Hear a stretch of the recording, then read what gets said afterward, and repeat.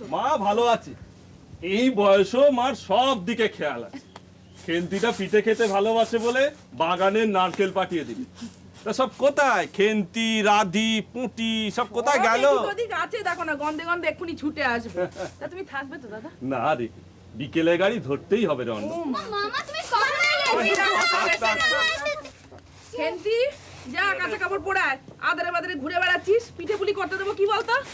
কত বড় হয়ে গেছে অন্য। জামাই কোথায়? ওই তো।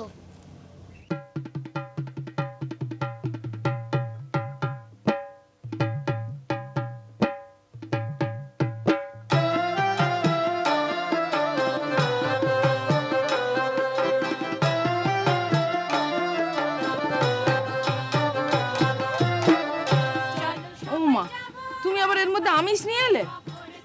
দেখো, আরে আমি কি আর এনেছি গো, দাদার ভাগ্যে ছিল জুটে গেছে। কলকাতার কালীঘাটে এই জিনিস পাবে না গো। উঠোনের ওই দিকটা রাখো।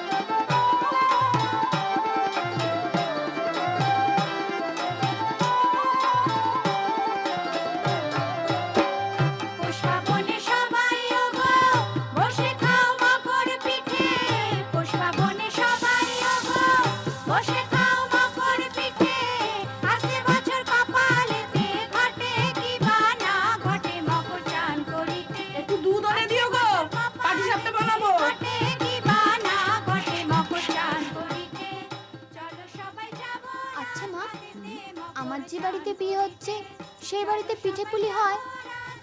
তা তো জিজ্ঞেস করিনি মা, তবে গৃহস্থ বাড়ি, সংক্রান্তির দিনে নিশ্চয়ই পিঠে পুলি হয়। শুধু তো বাবা দেখতে এসেছিল, আর কে কে আছে মা ওদের বাড়ি? কি করে জানবো বল?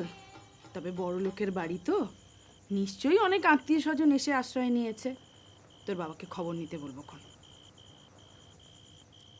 খেন্তি, তোকে একটা কথা বলি মা, তোর বরের কিন্তু বয়সটা একটু বেশি। কত? তা তো বাবা জানতে পারিনি, তবে দেখে বয়স্ক বয়স্ক লাগে। বাবা কি করে জানলো? বাবা তো দেখতে যায়নি। ওই ঘটকের মুখে শুনেছে আর কি। সে আমার ভাগ্যে যা আছে তাই হবে। তাই তো মা, ভাগ্যে থাকলে ঘুঁটে কুড়ুনিও রাজকুমারী হয়। তোকে আর একটা কথা বলি মা। আবার একটা কথা? কি? তোর বরের আর একটা বিয়ে ছিল রে মা, তবে বউটা ওই কি একটা ব্যামতে যেন মরেছে। আমি তোকে দোজবরের হাতে তুলে দিতে চাই না খেন্তি, আসলে চণ্ডী মণ্ডপে বসে সবাই মিলে স্থির করেছে তো, সেটা তো আমাকে মানতেই হবে। তবে তুই যদি রাজি না হোস তাহলে আমাকে বল। খেন্তি, খেন্তি, বিয়ে না করলে কি হবে? কালিমা চৌধুরী আমাদের এক ঘরে করে দেবে রে মা। এক ঘরে করে দিলে আমাদের কি করে চলবে? সে যেমন করে চলার চলবে, সে নিয়ে তোকে ভাবতে হবে না। আচ্ছা মা, আমি চলে গেলে রাধিপুটিকে গান গেয়ে কে ঘুম পাড়াবে? প্রথম প্রথম একটু অসুবিধে তো হবে, তারপরে আবার সব ঠিক হয়ে যাবে। কি রে, চুপ করে রইলি যে, কিছু বল। তাহলে তোমরা আমাকে পিঠে পুলি খাওয়ালে কেন? তার মানে তোমরা সবাই চাও যেটা আমি মেনে নিই? না রে মা, আমি তা চাই না। তুই যা বলবি তাই হবে। আমি চাই না রে খেন্তি।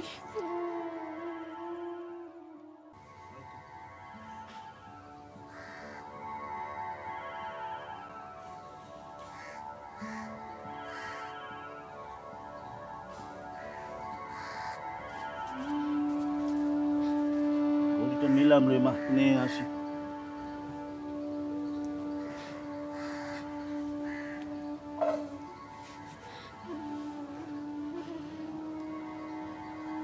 কাঁদছিস কেন মা?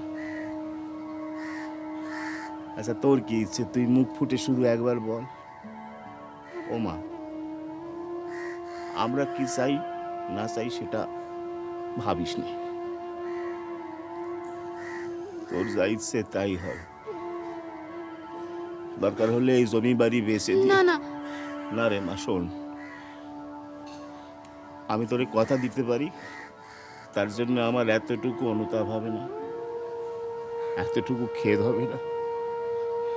তুই শুধু একবার আমায় বল। তাহলেও না বাবা, এই জমি বেচে দিলে ওরা আমার পুঁই গাছকে উপড়ে ফেলে দেবে। না না, আমি বিয়ে করব। আরে এই, তুই ভালো করে ভেবে বলছিস তো? হ্যাঁ বাবা, ভালো করে ভেবে বলছি, আমি বিয়ে করব। তুমি শুধু আমার পুঁই গাছটাকে দেখো, আর আর শীতকালে একটা বড় দেখে মাচা করে দিও।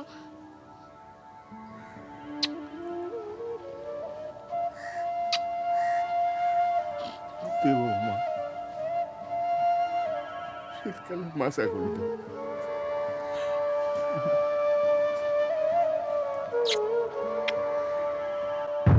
এই যে দলিলের অনুলিপি, একেবারে লেখা জোকা সই সাবুত সব পাকা। বেটা চুকে যাক, তারপর রেজিস্ট্রিটা হয়ে গেলেই কেল্লা ফতে। দেখো কতই রফা করলে, হ্যাঁ? 201 টাকা। বলো কি, এ তো মোক্ষম দাও মেরেছে দেখছি, হ্যাঁ? মুষ্টিযোগের একটা প্যাচ আছে, তাকে তাই? বলে কাঁচি প্যাচ। ওমা কিরকম ভাই? বুঝলে না তো? না। শোনো, প্রতিপক্ষ যেদিকে হেলবে হ্যাঁ। তাকে সেই দিকে আরো এগিয়ে দাও, দেখবে টাল সামলাতে না পেরে সেদিকেই ধড়াস। তো তুমি কি বলতে চাইছো আমাদের সহায়রীও এরকম মুখ থুবড়ে পড়েছে তাহলে? একেবারে চিত পটাং। আরে বাবা, ও তো খালি আমার পেছনে ঘুরঘুর করতো। হ্যাঁ। মুকুজ্জ মশাই, আমার ওই মেয়ের বিয়ের জন্য যেটুকু খরচাপাতি দরকার, জমিটা বেচে সেই টাকাটুকু আমার উঠে গেলেই হলো। বাবা, আমিও সেই সুযোগে ওকে বললাম, তো ঠিক আছে তুমি ওই ফর্দটা আমাকে দাও, দেখি কত কি খরচাপাতি হচ্ছে। আরে বাবা, সহায়রী তোর বউয়ের কথায় ওঠে বসে। বটেই। ও বুঝবে কি করে যে কাঁচি প্যাঁচটা কোথা দিয়ে শুরু হচ্ছে? বুঝেছি বুঝেছি। তো খরচ কিছুটা তুমি কমিয়ে দিলে, তাই তো? না, তাহলে শুধু যোগফলটা কমিয়ে দিলুম। সে কি? দশকের ঘরে হ্যাঁ। 4-এর জায়গায় 2 করে দিলুম, ব্যাস একেবারে 200 টাকায় জমিটা আমাকে বেচতে রাজি হয়ে গেল। তো ভাইয়া, এই বিয়ের পরে যখন হিসেব কষতে বসবে তখন তো ধরা পড়বেই। তখন যদি ওই কান্নাকাটি শুরু করে তখন কি হবে বলো দেখিনি বাবা? ঠিক আছে, তেমন কান্নাকাটি করলে নয়, দেবো আর কিছু টাকা ঠেকিয়ে। আরে বাবা, ততদিনে তো রেজিস্ট্রিটা হয়ে যাচ্ছে, তখন তো লাটাই আমার হাতে। ঘুড়িকে যেদিকে গোঁত খাওয়াবো ও সেদিকেই গোঁত খাবে। এখন শুধু অপেক্ষা ওই সানাইটা বাজা, হ্যাঁ। তো সেটাও বাজিয়ে দিচ্ছি। দেবে?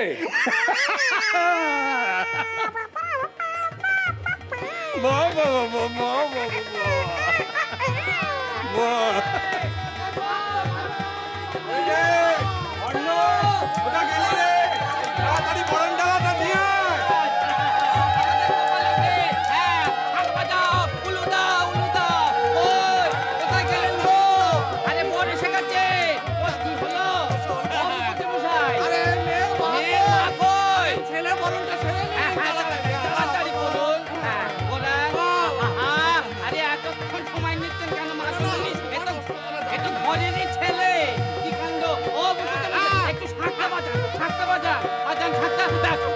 হয়ে গেছে, লগ্ন যে বয়ে যাচ্ছে।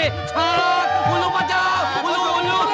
গোপাল বসো, গোপাল বসো, গোপালটা ধরো ভালো করে। ধরো, বসো, বসো, বসো।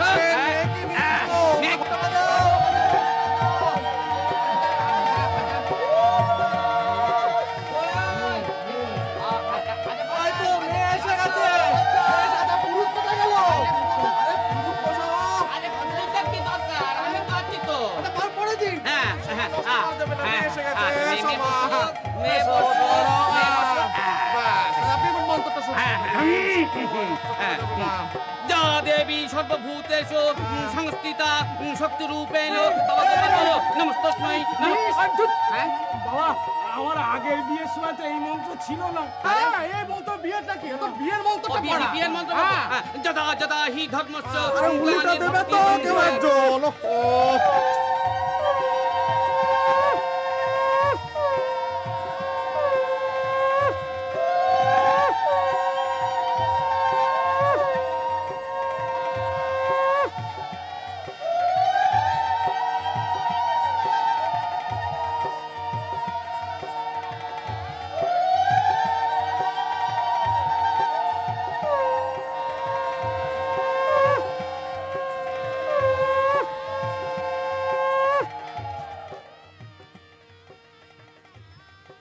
আমি কিন্তু তোমায় খেন্তি বলে ডাকবো না, আমার আগের বইয়ের নাম ধরেই ডাকবো, সাবিত্রী। কি ভালো না? আমার নাম যেমন গোপাল, ছোটবেলায় খুব ননিচুরি করে খেতাম তো, আর দেখতেও ছিলাম একদম কেষ্ট ঠাকুরের মতন।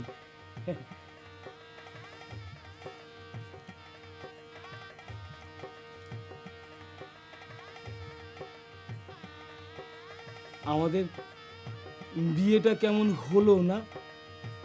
পোকা দাঁতে পচা ফল খাওয়ার মতন। এই তোমার নাকি আর একবার বিয়ে হয়েছিল?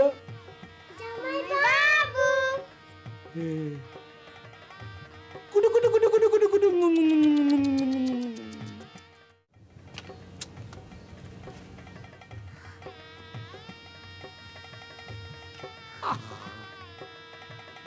তো আমার দেখি ইয়ের মতো অবস্থা, ফাঁকের করাতের মতো অবস্থা, এগুলোও কাটে পেঁচুলোও কাটে।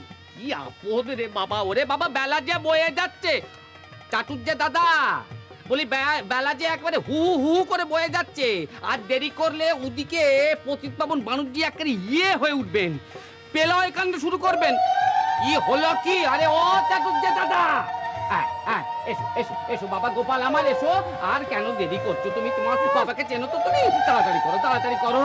ও আমার হইতে জ্বালা। ও পালকি,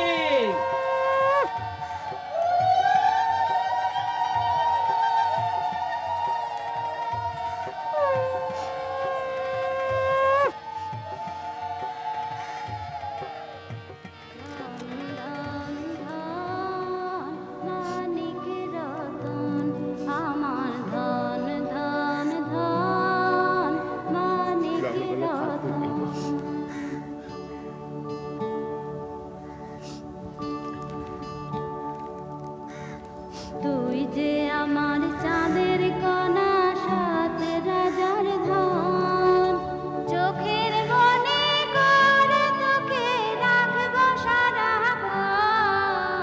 তুই যে আমার চাঁদের কণা, সাত রাজার ধন, চোখের মনে করে তোকে রাখবো সারাক্ষণ। ধন ধন ধন মানিক রতন, আমার ধন ধন ধন মানিক রতন। এই ধন যার ঘরে নাই, এই ধন যার ঘরে নাই, বৃথাই জীবন, বৃথাই জীবন। আমার ধন ধন ধন মানিক রতন, আমার ধন ধন ধন মানিক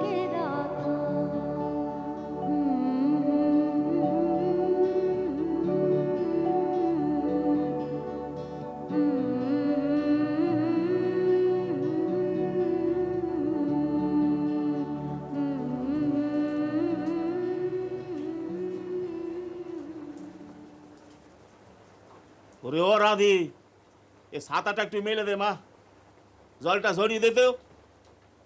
বর্ষার থামবে নি মনে হচ্ছে। হুস।